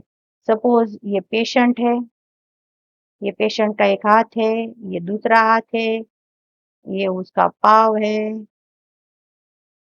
ये उसका दूसरा पाव है, ये उसका हेड है। ओके, ये पेशेंट का हेड है। तो कैसे, तो ये है इसकी लेफ्ट साइड, ये है उसकी राइट साइड, क्योंकि साइड होगी तो ही आपको पता चलेगा ना। तो patient is hook up by the monitoring machine. ये मशीन आईसीयू का एक मशीन होता है, इसके साथ सपोज यहाँ पे एक मशीन है, इसके साथ ऐसी वायरिंग होती है। तो ये यहाँ पे उसका दूसरा वायर जो है वो यहाँ पे टाई किया हुआ होता है, एक वायर जो है वो यहाँ पे टाई, दूसरा वायर जो है वो यहाँ पे टाई, मतलब राइट एंड लेफ्ट जो है उसके साथ अटैच है। एंड एक होता है लेफ्ट लेग का एंकल के साथ, सॉरी एंकल यहाँ पे है, तो यहाँ पे, तो ऐसे तीन हुक जो है वो कनेक्ट कर देते हैं, और इसकी हेल्प से ये वोल्टेज ट्रेस करते हैं, और जो स्क्रीन पे हमको ऐसे ऐसे ऐसे ऐसे ऐसे, ऐसे दिखाई देता है। ठीक है, ना हम बात करते हैं कि वो आवाज क्या है। एंड मेक द साउंड पिपी पिपी पिपी पिपी पिपी, तो ऐसी आवाज आती है। और एक आवाज ऐसी आती है पी, मतलब इसमें बंदा जिंदा है और इसमें डेड है। ठीक है, ये आवाज आई मतलब बात खत्म। ओके, और वी कैन से दैट ऐसा ना कंटिन्यूअस आवाज आता है तो पेशेंट जो है वो अंडर को दी कार्डियक अरेस्ट, पेशेंट को कार्डियक अरेस्ट आया है वैसा हम बोल सकते हैं। और ये जो है ना वो नॉर्मल कंडीशन है। And this type of machine, ये मशीन जो है, देखो आपको वर्ड डिस्क्राइब अच्छे से करना है। ऐसी मशीन जो है वो इलेक्ट्रो कार्डियोग्राफ देते हैं, is used to obtain an electrocardiogram। Graph देते हैं, इसकी हेल्प से हम पेपर के ऊपर जो ऐसा देख सकते हैं, ऐसा ऐसा चीज और इसमें ऐसे ऐसे लाइनिंग होती है। तो ये जो चीज है ना, इसको हम क्या बोलेंगे? इलेक्ट्रोकार्डियोग्राम। और ये जो है ना, ये दोनों, वो है इलेक्ट्रोकार्डियोग्राफ। यहाँ पे इलेक्ट्रोकार्डियो वर्ड है, ग्राफ नॉट ग्राम। तो ग्राफ एंड ग्राम वर्ड दोनों आपको याद रखना है। ग्राम कब है? पेपर पे presentation. Okay, now ECG graphically representation of the electrical activity of the heart during the cardiac cycle show करता है। And to obtain standard ECG, हमको स्टैंडर्ड ECG गेट करना है। तो आप डायग्राम में देख सकते हो, पेशेंट जो है, मैंने आगे भी पेशेंट बनाया है ये स्क्रीन में। तो पेशेंट जो है उसको 3 ऐसे ऐसे पॉइंट जो है वो दिया जाता है लेफ्ट लेग की एंकल में, and right and left hand जो है उसकी रिस्ट में। तो नेक्स्ट में देखते हैं, the patient is connected to the machine with 3 electrical leads. 3 electrical leads से connect, one to each wrist and to the left ankle, that continuously monitor the heart activity. और ये चीज जो है, जो प्रीवियस स्क्रीन में हमने देखा कि ये जो चीजें हैं वो कंटिन्यूअसली हार्ट का, यहाँ पे हार्ट होता है, इसका मॉनिटरिंग करते हैं। तो ये हुआ सिंपल टाइप का cardiogram. Now for detail evaluation, detail में थोड़ा इवेल्युएशन करना है of the heart function, multiple leads are attach to the chest region. So हम आगे का पेशेंट जो है उसमें ही देखेंगे, बट इसके लिए हम थोड़ा डिफरेंट कलर ले लेते हैं। यहाँ पे मैं ले लेती हूँ ब्लू। तो ये मशीन है, डिटेल में इसका करना है तो हार्ट के ये चेस्ट रीजन में बहुत सारे ऐसे पिन जो है वो दी जाती है। एंड नाउ नेक्स्ट स्लाइड में आप देखो कि here we will talk only about the standard ECG। जो ब्लू कलर मैंने मार्क करके चेस्ट रीजन का बताया ना, वो स्टैंडर्ड ECG में होता है। And each peak in the ECG is identified with a letter from P to T that correspond to specific electrical activity of the heart। तो ये P, QRS and T जो है वो डिफरेंट डिफरेंट स्टेट बताते हैं। और P क्या बताता है, QRS क्या, T क्या, तो वो हम नेक्स्ट स्लाइड में बात करते हैं। नाउ P जो है, P wave represent the electrical excitation of the atria. ये जो है ना वो एट्रिया का के साथ जुड़ा हुआ है, which leads to the contraction of both the atria. मतलब राइट एंड लेफ्ट एट्रियम का जो एक्साइटेशन है उसके साथ पी वेव जुड़ा हुआ है, और इसका कॉन्ट्रैक्शन मतलब ये सिस्टोल फेज में है, ये सिस्टोल फेज में है। ठीक है, नाउ QRX कॉम्प्लेक्स, ये जो है ना, ये पूरा साथ में इसका बात करना है, ये कॉम्प्लेक्स है, represent the depolarization of ventricle, दोनों वेंट्रिकल्स का। इनिशिएट द वेंट्रिकुलर कॉन्ट्रैक्शन, जब वेंट्रिकल का कॉन्ट्रैक्शन होता है तब ये शॉर्टली स्टार्ट हो जाता है। देखो Q देन R में पीक गया जब कॉन्ट्रैक्शन हुआ, and begin with the systole, वापस से सिस्टोल हो गया। तो ये जो है वो भी सिस्टोल दिखाता है, किसका सिस्टोल दिखाता है, वेंट्रिकल्स का। एंड टी वेव जो है ना, ये टी वेव वो रिप्रेजेंट करता है return of the ventricle from the excited to normal. Excited stage में इधर था, नॉर्मल मतलब रिपोलराइजेशन हो गया। तो T wave marks the end of systole, ये जो है ना वो सिस्टोल का एंड दिखाता है, एंड ऑफ सिस्टोलिक मूवमेंट, दोनों सबकी।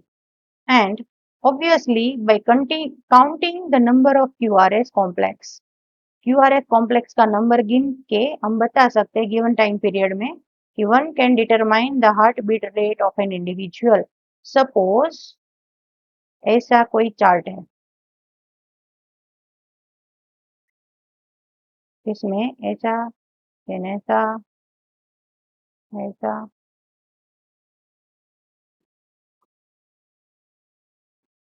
ऐसे ऐसे ऐसे ऐसे जो कार्डियोग्राफ है वो मिलता रहता है। तो ये जो हाई पीक है ना वो सबको हम बोलेंगे QRS कॉम्प्लेक्स। तो काउंट करते हैं, तो ये कितना है, 1 2 3 4 5 6 7 8। तो ये मेरा जो गिवन पीरियड ऑफ टाइम था वो है अबाउट 0.10 सेकेंड का, 0.10 सेकेंड का है। तो ऐसे टाइम पीरियड गिवन है और उसमें कितना क्यूआरएक्स कॉम्प्लेक्स मिला, उसके ऊपर से हम जो हमारा कार्डियक साइकिल है वो नाप सकते हैं, कार्डियक आउटपुट कितना है वो नाप सकते हैं। And since ECG obtained from different individual, different different people में different different रफली आपको सेम शेप दिखाई देगा, क्योंकि सब में एवरेज 72 bits per minute रहते हैं, that's why, and any deviation from this shape indicates possible abnormality और डिजीज। सपोज इसमें कुछ चेंजेस है तो हमको कोई एबनॉर्मालिटी या तो फिर कोई डिजीज है तो इसके बारे में पता चलता है। एंड दैट्स वाई हमको थोड़ा बहुत चेस्ट पेन रहता है, बैक फ्लो फूड हुए वैसा लगते हैं तो हमको तुरंत क्लिनिकल चेकअप के लिए जाना चाहिए। वहाँ पे पहले डॉक्टर स्टेथोस्कोप की हेल्प से गिनेंगे, उनको परफेक्ट नहीं लगा तो प्रेशर मेजर करेंगे, प्रेशर मेजर अच्छे से नहीं लगा तो फिर वो ईसीजी के लिए बोलेंगे। एंड ईसीजी के ऊपर से हमको क्लिनिकल सिग्निफिकेंस अच्छे से मिल सकते हैं, and it is of a great clinical significance. तो ये था about ECG, all about ECG. So यहाँ इसमें से भी क्वेश्चंस आने का चांस है। नेक्स्ट हम बात करते हैं डबल सर्कुलेशन की। हमारा हार्ट जो है ना वो डबल सर्कुलेशन करता है, इसको डबल सर्कुलेशन क्यों बोलते हैं? तो देखो ये ये क्या है, ये है pulmonary artery and pulmonary vein, और यहाँ पे लंग है।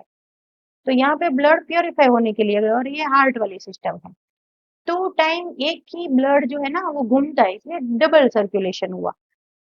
तो the blood flow strictly by the fix route से चलता है to blood vessel, the arteries and the veins. And basically, each artery and vein consist of three layers: an inner lining of squamous endothelium known as the tunica intima। इसके ऊपर से question ask कर सकते हैं, तो इसको आपको ये लेयर्स जो है उनके नेम याद रखना है। वापिस देखते हैं, each artery and when consist of three layers. Artery की बात करें या वेन की बात करें, तीन लेयर है। सबसे अंदर का लेयर जो है, यहाँ पे हम बात करें कि आर्टरी है या तो फिर वेन है, तो उसके अंदर कितने लेयर है? How many layers? Three layers है। उसमें सबसे अंदर का लेयर जो है, इनर लेयर, सबसे इनर लेयर जो है, तो इनर लेयर कौन सी चीज का बना हुआ होता है? स्क्यूमस एंडोथेलियम से, स्क्यूमस एंडोथेलियम से, और इसका नाम है ट्यूनिका इंटीमा। उसके बाद आगे बात करते हैं मिडल लेयर की। तो मिडल लेयर जो होता है ना वेन्स का या तो फिर आर्टरी का, वो smooth muscles and elastic fibre का बना हुआ होता है, और उसका नाम है tunica media. And an external, बाहर का जो लेयर है, एक्सटर्नल लेयर, तो वो बना हुआ होता है कनेक्टिव टिश्यू से, जो है कोलाजन फाइबर, और उसका नाम है ट्यूनिका एक्सटर्ना। तो इसका आप स्क्रीनशॉट ले सकते हो, क्योंकि ये शॉर्ट नोट है, पूरा एक पैराग्राफ शॉर्ट में आ गया है। तो ये चीज जो है यहाँ से इतनी, तो आप स्क्रीनशॉट ले सकते हो इसका, तो आपको शॉर्ट में ये पूरा पैराग्राफ समझ में आ जाएगा। इनर का लेयर जो ट्यूनिका इंटीमा का बना हुआ होता है, एंड लेयर जो है वो स्क्यूमस एंडोथेलियम का। बिटवीन का जो है, बीच का, देखो यहाँ पे सब कुछ दिया है, डायग्राम जो है ये कट करके दिया ही है। ओके, तो स्मूथ जो ये इनर साइड दिख रहा है आपको, इनर साइड ये, तो ये है ट्यूनिका इंटीमा। बीच में जो है वो है ट्यूनिका मीडिया, एंड बाहर का जो है उसको बोलेंगे ट्यूनिका एक्सटर्नल। ठीक है, तो ये सब इसका, ये आर्टरी देखो या वेन देखो, देखो ये वेन का सेक्शन है, ये आर्टरी का सेक्शन है, दोनों में सेम है। तो ये सबसे अंदर का ग्रीन कलर का जो आपको दिखाई देता है, मैं भी इसके लिए ग्रीन कलर ले लेती हूँ तो आपको अच्छे से समझ में आए। ग्रीन कलर वाला जो दिया है ना, वो है ट्यूनिका इंटरना। फिर येलो कलर के लिए हम भी येलो कलर ले लेते हैं, तो ये येलो कलर पोर्शन, ये पोर्शन जो है वो है ट्यूनिका मीडिया, एंड बाहर का जो है आउटर वायलेट कलर जो है ये वाला, तो ये है ट्यूनिका एक्सटर्नल। तो इतने लेयर्स होते हैं, हमारी वेन होती है या आर्टरी होती है उसके स्ट्रक्चर में। And the tunica media is comparatively thin in the veins. अब वेन और एक ही डिफरेंस है, वेन एंड आर्टरी में देखें तो बीच वाला जो लेयर है ना ट्यूनिका मीडिया वाला, वो थोड़ा थिन है वेन्स में, और आर्टरिया में उसकी थिकनेस है। As mention earlier, the blood pump by right ventricle enter to the pulmonary artery. Pulmonary artery देखो यहाँ पे कौन ब्लड पंप करता है, राइट वेंट्रिकल। राइट वेंट्रिकल में से जो ब्लड पंप हुआ वो कहाँ आया, पल्मोनरी आर्टरी में। Whereas left ventricle pump blood into the aorta. ये लेफ्ट वेंट्रिकल जो है वो कहाँ पे ब्लड देता है, इसमें ऑर्टा में, ये ऑर्टा है। Okay, and whereas the left ventricle pump blood into the aorta, the deoxygenated blood pumped into pulmonary artery। ये pulmonary artery जो है ना उसमें deoxygenated blood है, मतलब we can say that CO2 वाला blood जो है वो आर्टरी में रहता है।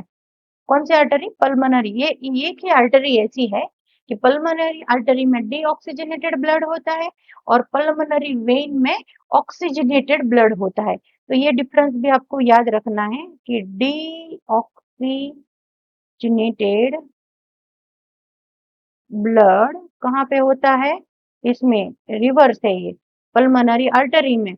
और पल्मोनरी वेन, जैसे वेन आती है तो उसमें डीऑक्सीजनेटेड ब्लड होता है, बट पल्मोनरी वेन में ऑक्सीजनेटेड ऑक्सीजनेटेड ब्लड रहता है।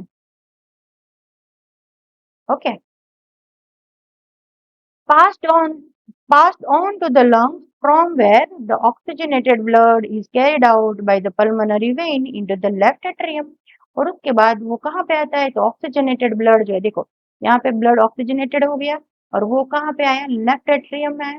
लेफ्ट एट्रियम में से वो कहाँ पे चला जाएगा, वो चला जाएगा ऑर्टा में। And this pathway constitute the pulmonary circulation. तो ये पाथवे जो हुआ ना उसमें ये पल्मोनरी सर्कुलेशन भी नीड में आया। एंड ऑक्सीजनेटेड ब्लड जो है एंटरिंग ऑर्टा, ऑक्सीजनेटेड ब्लड जो है वो डोर्सल ऑर्टा आपको दिखाई देता है, इसमें एंटर हो गया। And then carried out by network of artery, arterioles and capillaries, इसके through tissue and through the cell जाएगा। फ्रॉम वेयर डीऑक्सीजनेटेड ब्लड जो है वो कलेक्ट हो जाएगा by a system of venules, veins and vena cava. तो यहाँ पे वेन्यूल्स, वेन, वेना कावा, उसके थ्रू वापस से ब्लड राइट एट्रियम में आ गया। And the systemic circulation provides nutrient O2 and other essential substances to the tissue and takes CO2 and other harmful substance away from elimination। elimination से away कर देते हैं। and a unique vascular connection exists between the digestive tract and liver called the hepatic portal system। और ऐसे जो system है उसको बोलते हैं hepatic portal system. And the hepatic portal vein जो है वो कैरी करती है ब्लड, हेपाटिक पोर्टल सिस्टम है वो क्या करती है, ब्लड को कैरी करती है from where, from intestine to the liver before it deliver to the systemic circulation. Systemic circulation में जाए उससे पहले वो इंटेस्टाइन में से लिवर में लाता है, लिवर में से फिर वो देता है वेना कावा को, एंड दैट्स व्हाई उसको हेपाटिक पोर्टल सिस्टम बोलते हैं। And a special coronary system of blood vessel is present in our body exclusively for the circulation of blood to and from the cardiac musculature। तो ये capillary का structure दिया हुआ है, veins का है, आर्टरी आगे जो हमने डायग्राम देखा वही है। सिर्फ इसको डिटेल में दिखाने के लिए वापस से यहाँ दिया गया है। तो ये जो systematic plan of blood circulation in human था, आई होप कि आपको समझ में आ गया है। अगर आपको इतना समझ में आ गया है तो हमें कमेंट करते रहिएगा ना। अब हम बात करते हैं रेगुलेशन ऑफ कार्डियक एक्टिविटी, कैसे कार्डियक एक्टिविटी रेगुलेशन होती रहती है। तो normal activity of heart are regulated intrinsically, that is auto regulated by a special muscle जो हार्ट में प्रेजेंट है, जिसको बोले हैं nodal tissue, and hence the heart is myogenic, and that's why heart कैसा है, मायोजेनिक है। And a special neural centre जो हार्ट में प्रेजेंट है, that is the medulla oblongata, can moderate the cardiac function. Medulla oblongata जो है neural centre में, वो हार्ट के फंक्शन को, कार्डियक फंक्शन को ऑटोनोमेट करते हैं, and through which activity, autonomic activity nervous system, ANS system जो है ऑटोनोमस नर्वस सिस्टम, उसके थ्रू वो ऑटोमेशन में लाता रहता है, मॉडरेट करता रहता है। एंड देन आफ्टर हमको न्यूरल सिग्नल्स मिलते हैं, neural signal through the sympathetic nervous system जो है पार्ट ऑफ एएनएस, एएनएस का पार्ट है AN system, sympathetic nervous system, can increase the rate of heart beat, और ये जो है ना हार्ट बीट बढ़ाता है, and the strength of the ventricular contraction, ventricular contraction होता है, and thereby the cardiac output, और ऐसे कार्डियक आउटपुट भी उनको मिलता है। ऑन द अदर हैंड क्या होता है, पैरासिम्पैथेटिकली न्यूरल सिग्नल्स, ये भी एएनएस का पार्ट है, another component of ANS, decrease the rate of heart beat. ये एएनएस जो है उसका सिंपैथेटिक एंड पैरासिम्पैथेटिक पाथवेज जो है वो हम नर्वस सिस्टम वाले चैप्टर्स में पढ़ेंगे। ये भी जो है वो speed of conduction of action potential and thereby the cardiac output जो है वो कंडक्ट होता है। एंड एड्रेनल मेडुलरी हॉर्मोन्स है, adrenal medullary hormones can also increase the cardiac in output जो है वो भी इंक्रीज करता है। कौन, एड्रेनल ग्लैंड जो होती है उसमें एड्रेनल मेडुलरी हॉर्मोन्स जो है वो भी हमारी कार्डियक एक्टिविटी जो है उसको इंक्रीज करती है।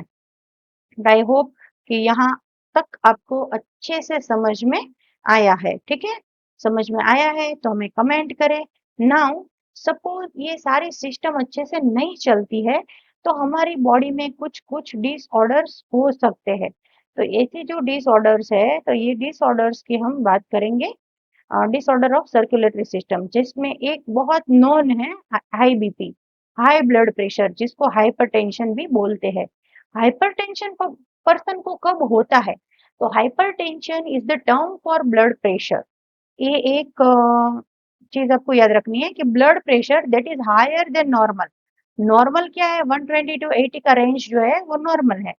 इन दिस मेजरमेंट 120 mmHg जो है, 120 mmHg millimetres of mercury pressure जो आपको दिखाई देता है ब्लड प्रेशर नापने का जो मशीन होता है उसमें, is a systolic.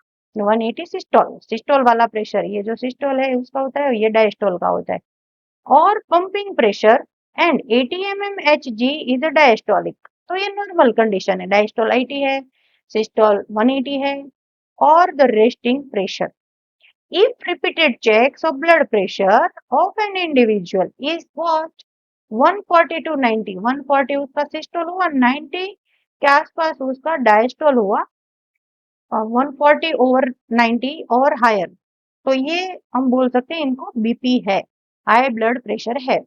And high blood pressure leads to heart disease, and that's why heart disease हो सकता है, and also affect vital organs, vital organ like brain, kidney, तो ऐसे हमारे ऑर्गन्स है उनको भी अफेक्ट कर सकते हैं। तो ये था हाइपरटेंशन। नेक्स्ट डिजीज देखते हैं, CAD, cat, coronary artery disease. Now coronary artery disease है वो क्या है, तो coronary artery disease often known as atherosclerosis. Now atherosclerosis में क्या होता है, this affect the vessels that supply the blood to the heart muscle, ये हार्ट मसल को ब्लड सप्लाई करता है, and it cause by deposit of calcium, ये हमारे हार्ट के मसल में कैल्शियम का डिपोजिशन हो जाना, फैट का डिपोजिशन हो जाना, कोलेस्टेरॉल जम जाना, फाइब्रस टिश्यू का जम जाना, and that's why lumen of artery जो है ना वो नेरोवर,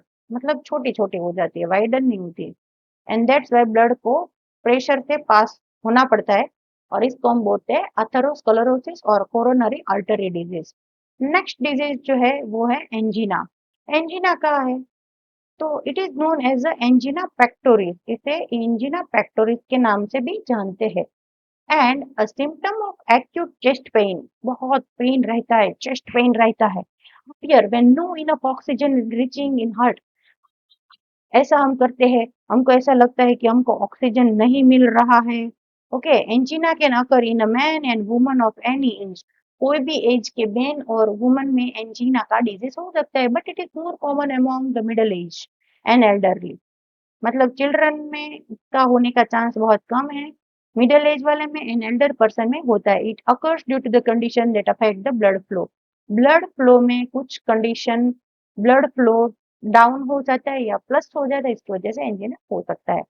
and then heart failure, heart कब फेल हो जाता है? Heart failure means the state of heart, heart का एक स्टेट है when it is not pumping blood effectively, effectively blood pump नहीं कर पाता है to meet the needs of the body. Body की जितनी जरूरत है उसके हिसाब से हमारा हार्ट ब्लड पंप नहीं कर सकता है, eight that time heart fail हो जाता है।